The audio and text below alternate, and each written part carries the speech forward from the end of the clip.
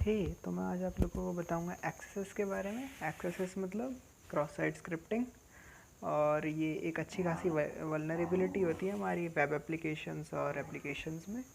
तो पहले गूगल करके दिखा देता हूँ आप लोगों को कि ये होता क्या है एक्चुअली, गूगल क्या बोलता है। तो एक्सेस जैसे ही मैं सर्च करता हूँ तो वो सर्च रिज़ल्ट से ही आप प्रेडिक्ट कर सकते हैं कि ये एक अच्छी खासी वल्नरेबिलिटी है और ये काफ़ी बड़े बड़े सॉफ्टवेयर्स में भी रह चुकी है। मतलब काफ़ी बड़े बड़े सॉफ्टवेयर जैसे यूट्यूब में भी ये वल्नरेबिलिटी किसी वक्त पे रह चुकी है। अब नहीं है, लेकिन अभी भी काफ़ी सारे ऐसे सॉफ्टवेयर्स हैं हमारे पास, ये वेब एप्लीकेशंस हैं हमारे पास जो इस क्रॉस साइट स्क्रिप्टिंग से वल्नरेबल है, क्योंकि अभी भी काफ़ी डेवलपर्स इससे छुटकारा पाने के लिए इतना नहीं जानते हैं। तो हम आज देखेंगे कि कैसे हम क्रॉस साइट स्क्रिप्टिंग से काफ़ी सारा डेटा या काफ़ी सारी कुकीज़ हम चुरा सकते हैं।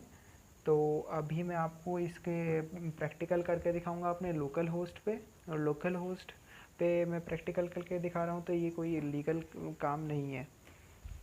तो अभी फ़िलहाल मैं आपको DVWA नाम की एक वेब एप्लीकेशन होती है, उस पर मैं आपको परफॉर्म करके दिखाऊंगा ये सब। उसके बाद फिर मेरा एक खुद का बनाया हुआ पेज है, उस पर मैं आपको ये परफॉर्म करके दिखाऊंगा। तो बेसिकली ये बहुत ही अच्छी बोल सकते हैं कि ख़तरनाक साबित हो सकती है किसी के भी लिए भी, क्योंकि ये आपके काफ़ी सारी चीज़ें एक्सपोज कर सकती है। तो मैंने अपना DVWA खोल लिया है और DVWA में आपको बता दूं कि जो हमारी क्रॉस साइट स्क्रिप्टिंग है वो 3 तरह की होती है। जैसे कि मैंने अभी दिखाया कि जो स्टोर्ड होती है और एक होती है रिफ्लेक्टेड, एक होती है डोम। तो जो स्टोर्ड होती है उसमें क्या होता है बेसिकली कि मैंने मान लो कोई एक स्क्रिप्ट लिखी और वो मैंने एक इनपुट टैग में इंजेक्ट कर दी, और वो स्क्रिप्ट जो है वो कहीं ना कहीं डेटाबेस में जाके स्टोर हो रही है। तो मेरा जो इनपुट है वो डेटाबेस में स्टोर, जैसे मान लो मैंने लेट सपोज एक यूज़र नेम है, तो यूज़र नेम को मैंने स्टोर इनपुट दिया तो वो डेटाबेस में स्टोर होगा, लेकिन मैंने इनपुट में यूज़र नेम के बजाय कोई स्क्रिप्ट दे दी है, तो जो स्क्रिप्ट है वो स्टोर हो जाएगी। और जब भी वो यूज़र नेम मेरे HTML पेज पर डिस्प्ले होगा तो वो मेरी स्क्रिप्ट एग्जीक्यूट हो जाएगी। वो स्टोर्ड काफ़ी ज़्यादा ख़तरनाक होती है, और ये पूरे के पूरे वेब पेज के लिए नहीं, ये मतलब पूरे वेब पेज पे रिफ्लेक्ट करेगी और हर किसी यूज़र के लिए रिफ्लेक्ट करेगी। ये सिर्फ मेरे लिए नहीं होती है। और जो रिफ्लेक्टेड होती है उसमें क्या होता है कि मैं बेसिकली कोई एक ऐसी नॉर्मली कोई स्क्रिप्ट रन करा रहा हूँ किसी ऐसी चीज़ पे जो डेटाबेस में स्टोर नहीं हो रही है, तो उससे क्या होगा कि वो मेरे लिए सर्वर की काफ़ी सारी कुकीज़ वगैरह या बहुत सारी चीज़ें मुझे दे देगी, पर कोई ऐसा काम नहीं करेगी कि वो सब यूज़र्स के लिए एप्लीकेबल हो, वो सिर्फ मेरे लिए एप्लीकेबल होगा। तो मैं आपको रिफ्लेक्टेड वाली एक्सेसेस करके दिखाता हूँ। सबसे पहले मैं रिफ्लेक्टेड दिखाता हूँ कि क्या है। यहाँ पे नेम वगैरह के बारे में पहले मैं अपनी सिक्योरिटी देख लेता हूँ। देखो सिक्योरिटी जो है इम्पॉसिबल पे है, तो इम्पॉसिबल तो यार मैं ट्राई नहीं करता हूँ, मैंने ट्राई नहीं किया है ये, मुझे लगता मेरे से हो पाएगा इम्पॉसिबल वाला लेवल। लेकिन मैं पहले लो करके देखता हूँ। लो पे पहले मैं यहाँ पे आपको दिखाता हूँ कि हो क्या रहा है। तो सबसे पहले बोल रहा है व्हाट्स योर नेम, तो मैं यहाँ पे अपना नेम डाल देता हूँ राज, और सबमिट करता हूँ। तो ये हेलो राज लिख के आ रहा है। तो बेसिकली मैं समझ गया हूँ कि हो क्या रहा है कि मैंने एक इनपुट डाला और वो मुझे एज इट इज़ सर्व कर रहा है मुझे उस वेब पेज पे। आप व्यू सोर्स करके देख सकते हैं। तो यहाँ पे अभी आपको दिखेगा, ये देखो ये एक PHP का पेज आ गया जिसमें हम एक गेट मेथड से एक नेम ले रहे हैं और उसको एज इट इज़ प्रिंट कर दे रहे हैं। तो मैं क्या करूँगा, इस इनपुट टैग में एक स्क्रिप्ट डाल दूँगा, और स्क्रिप्ट डालने के बाद देखूँगा कि वो एग्जीक्यूट होती है कि नहीं। तो सबसे स्क्रिप्ट डालने से पहले मैं एक इटैलिक टैग डाल के देख लेता हूँ कि ये वल्नरेबल है कि नहीं। तो इटैलिक टैग जैसे ही मैं डालता हूँ तो ये मेरा इटैलिक हो जाना चाहिए, मेरा राज जो है वो इटैलिक हो जाना चाहिए। तो जैसे ही मैं सबमिट करूँगा तो ये देखो ये इटैलिक हो गया है। तो मतलब ये वल्नरेबल है, क्योंकि मेरा आई वगैरह ऐसा कुछ लिखा हुआ नहीं आया, जो मैंने डाला था वो एग्जीक्यूट हो गया है एज एन HTML, क्या बोलते हैं HTML कमांड एग्जीक्यूट हो गया है। तो अब मैं यहाँ पे एक स्क्रिप्ट टैग डाल के देखता हूँ। स्क्रिप्ट टैग ये मैंने डाला और यहाँ पे मैं एक कुछ भी कर सकता हूँ। एक अलर्ट पॉपअप जनरेट करते हैं। अलर्ट पॉपअप में लिख देते हैं यू हैव बीन हैक्ड। यार वैसे मेरी इंग्लिश थोड़ी कमज़ोर है, यू हैव बीन हैक्ड पता नहीं सही भी होगा कि नहीं होगा, पर फिर भी मैं एक जरा बस एक टेस्टिंग करके दिखा रहा हूँ। तो स्क्रिप्ट टैग क्लोज़ कर देते हैं। और मैं इसको यहाँ पे सबमिट करूँगा तो देखो ये लिखा हुआ आ गया, यू हैव बीन हैक्ड। मतलब अब देखो ये पॉपअप जो जनरेट हो रहा है ये कोई वेबसाइट डेवलपर ने नहीं बोला है कि यहाँ पे पॉपअप जनरेट होने के, लेकिन पॉपअप जनरेट हो रहा है। तो ऐसी चीज़ें आप जनरेट कर सकते हैं और इससे आप अपनी डॉक्यूमेंट की कुकीज़ और काफ़ी कुछ निकाल सकते हैं। अगर आप किसी फ्रेंड के लैपटॉप पे हैं तो आप उसकी कुकीज़ स्टील कर सकते हैं। अब मैं मीडियम लेवल पे ट्राई करके देखता हूँ। तो मीडियम लेवल में लगा लिया है और मैं यहाँ पे जाता हूँ अपने रिफ्लेक्टेड में। तो मैं यहाँ पे अब कुछ डाल के देखता हूँ, जैसे मान लो स्क्रिप्ट टैग, अपना वही पुराना वाला तरीका डाल के देखते हैं क्या पता वर्क कर जाए। तो मैं यहाँ पे स्क्रिप्ट टैग डालूँगा और स्क्रिप्ट टैग के अंदर वही हेलो कुछ भी डाल सकते हैं, मतलब मैं हेलो लिख रहा हूँ और यहाँ पे मैंने स्क्रिप्ट टैग क्लोज़ कर दिया। तो स्क्रिप्ट टैग जैसे मैंने क्लोज़ किया तो देखो इस बार नहीं हुआ जो मैं चाह रहा था, और ये क्योंकि इसकी सिक्योरिटी मीडियम हो चुकी है तो मैं व्यू सोर्स पे करके देखता हूँ कि इस बार ये कर क्या रहा है। तो ये कर क्या रहा है कि जो स्क्रिप्ट इस टाइप की अगर मेरी इनपुट में कोई क्वेरी आ रही है, अगर इनपुट में मैं स्क्रिप्ट ऐसे कुछ लिख रहा हूँ तो उसको रिप्लेस करता है एक एम्प्टी स्ट्रिंग से। तो वो स्क्रिप्ट चीज़ जो अगर मेरी क्वेरी में आ रही है तो उसको हटा दे रहा है। तो ये चीज़ मेरी काम नहीं करेगी, लेकिन मैं कोई और टैग का इस्तेमाल कर सकता हूँ जैसे कि बॉडी टैग, क्योंकि बॉडी को वो नहीं हटा रहा है। तो मैं एक इसमें बॉडी में ऑनलोड फंक्शन डाल देता हूँ जो कि होगा मेरा एक्सेसेस के लिए वल्नरेबल।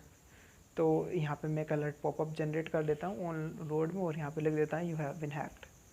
तो यू हैव बिन हैक्ड लिखने के बाद मैं इस बॉडी टैग को क्लोज़ कर दूँगा, सेमीकोलन लगाता हूँ पहले, उसके बाद मैं इस बॉडी टैग को क्लोज़ कर दूँगा।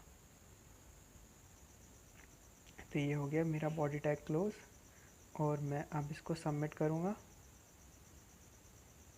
सबमिट। हाँ तो ये देखो ये इस बार लिखा हुआ आ गया है कि यू हैव बिन हैक्ड। तो ये इस तरीके से हम कर सकते हैं। और अब मैं इसकी हाई सिक्योरिटी पे टेस्ट करके दिखाऊंगा आपको। हाई सिक्योरिटी पे फिर से वापस जाते हैं हम अपने रिफ्लेक्टेड में। अब मैं आपको एक और तरीका दिखाता हूँ कि कैसे हम इसको एक और तरीके से कर सकते हैं। अभी बॉडी टैग से किया था, अब मैं इमेज टैग से करके दिखाता हूँ। तो इमेज टैग में अब कोई सोर्स डाल देता हूँ। सोर्स क्या डालूँ? सोर्स कुछ भी रख के रख देते हैं मान लो। अब ये सोर्स के एग्जिस्ट तो करता नहीं है हमारे, मुझे पता है कि के नाम का कोई सोर्स एग्जिस्ट ही नहीं करता, तो एरर आने वाली। तो मैं एक ओन एरर फंक्शन लगा देता हूँ और उसमें अलर्ट पॉपअप जनरेट कर दूंगा। तो होगा क्या कि एरर तो आने वाली 100% और ऑन एरर फंक्शन हमारा रन होगा। तो ऑन एरर फंक्शन में मैं अपने डॉक्यूमेंट डॉट कुकी लिख देता हूँ। इस बार मैं आपको दिखाऊंगा कि document dot cookie, I think image tag self closing tag होता है ना, तो उसमें डॉक्यूमेंट डॉट कुकी लिखने से क्या खतरे होंगे अब मैं सबमिट करके दिखाता हूँ। तो इससे मेरी कुकी जो है, मेरी डॉक्यूमेंट की कुकी जो है वो एक पॉपअप में आ जाएगी। तो जैसे मैं इसको सबमिट करता हूँ तो देखो कुकी मेरी आ चुकी है, जिसमें मेरी सिक्योरिटी हाई और मेरी PHP सेशन आईडी और ये सब कुछ आ चुका है। तो मतलब मेरी कुकी रिफ्लेक्ट हो गई है। ये हमारी क्रॉस साइट स्क्रिप्टिंग से होने वाले खतरे हैं। तो अभी मैं आपको ये DVWA से करके दिखाया, जो कि एक वेब एप्लीकेशन है, आप लोग भी डाउनलोड कर सकते हैं। अभी मेरा एक ये PHP और HTML का एक नॉर्मल सा एक डिज़ाइन पेज है, जिसमें एक PHP की स्क्रिप्ट है और एक HTML डॉक्यूमेंट है। तो इसमें होता क्या है कि यार ये तो हेलो1 है। हेलो HTML जो है इसमें क्या है कि एक फॉर्म है जिसमें टेक्स्ट टाइप का इनपुट है। तो उसमें मैं कुछ भी नेम एंटर कर रहा हूँ यूज़र का और उसको स्टोर कर रहा हूँ, और वो स्टोर हो रहा है action.php पे स्टोर कर रहा है उसको एज ए कुकी नेम को। और मैं 2 कुकी और बना रहा हूँ जिनका नाम है एडमिन और निकनेम। जबकि एडमिन कोई भी डेवलपर इतना पागल नहीं है कि वो एडमिन का नाम या निकनेम अपने किसी की कुकी में स्टोर करेगा, लेकिन मैंने ऐसे ही जस्ट एक एग्जांपल के लिए लिया हुआ है कि एडमिन और निकनेम स्टोर किया हुआ है एज ए कुकी। तो मैं ये चीज़ हेलो1 में दोबारा से डिस्प्ले कर रहा हूँ कि जो भी मेरी कुकी है उसको मैं डिस्प्ले भी कर दे रहा हूँ, अगर है तो। अगर नहीं है तो कोई दिक्कत ही नहीं, अगर है तो नेम वाली कुकी को मैं डिस्प्ले कर दे रहा हूँ क्योंकि वो मुझे दिखानी। लेकिन मैं एडमिन और निकनेम वाली कुकी जो मैंने बनाई है उसको मैं डिस्प्ले नहीं करवाना चाहता, तो वो डिस्प्ले नहीं होगी। लेकिन अगर आपका यूज़र कोई हैकर है या फिर कोई डेवलपर है या कोई टेस्टर है या फिर कोई आपका एक ऐसा फ्रेंड जिसके दिमाग में खुराफात मचती रहती है, तो वो इस इससे कुछ भी कर सकता है। देखो मैंने आपको करके दिखाया कि हेलो अगर मैं लिखता हूँ तो हेलो कुकी मेरी दिखती है, लेकिन मेरी वो वाली कुकीज़ नहीं दिख रही हैं जो मैंने एडमिन और निकनेम वाली रखी है। मैंने हेलो अगर मैंने सबमिट किया है तो मुझे सिर्फ हेलो दिख रही है, लेकिन कुकीज़ मेरी 3 एक्चुअली स्टोर हुई हैं, एडमिन वाली भी और दूसरी निकनेम वाली भी। तो अभी मैं इसको 35 सेकेंड्स के लिए सेव कर रहा हूँ, तो अभी 35 सेकेंड्स के बाद ये हेलो वाली कुकी ख़त्म हो जाएगी। देखो हो गई। तो अभी मैं यहाँ पे एक फ्रेश एक कुकी बनाता हूँ जो कि होगी मेरी टैग वाली।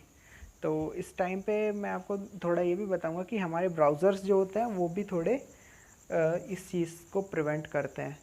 तो जैसे मैं यहाँ पे स्क्रिप्ट टैग लिखूँगा, अलर्ट वगैरह लिखूँगा, तो यहाँ पे हो सकता है कि ये चीज़ वर्क ना करे और यहाँ पे मुझे अल्टरनेट अल्टरनेट मेथड सोचने पड़े। तो जैसे मैं ये स्क्रिप्ट टैग लिखा और मैं यहाँ पे इसको रन करने की कोशिश करता हूँ, तो ये आई थिंक अभी रन होगा या नहीं होगा, क्योंकि डन करके देखता हूँ।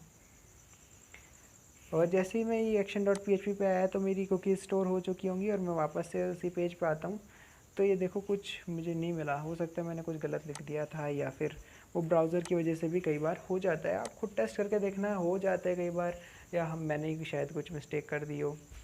तो अभी मैं इमेज टैग के इसके साथ जाऊँगा और इमेज टैग से देखूँगा कि क्या कुछ हो रहा है। तो इमेज टैग लिख लेता हूँ और मैं अपना यहाँ पे srck और वही सब कुछ जो मैंने अभी आपको पहले करके दिखाया था वही सब करके दिखा रहा हूँ। तो ऑन एरर, और मैं यहाँ पे अलर्ट में लिख देता हूँ डॉक्यूमेंट डॉट कुकी। वेट, शायद मैं कुछ गलती तो नहीं हूँ ना, पिछली बार भी शायद मैंने यही गलती करी थी। कोई गलत बात नहीं, अभी देख लेते हैं डॉक्यूमेंट डॉट कुकी और मैं इसको क्लोज। सब कुछ सही है ना?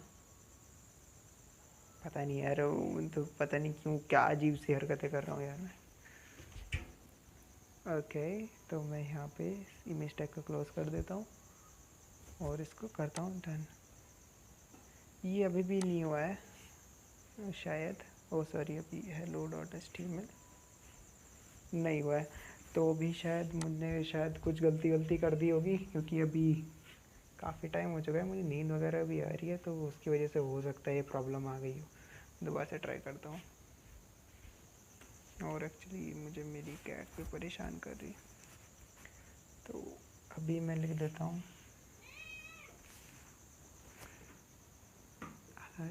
Document dot cookie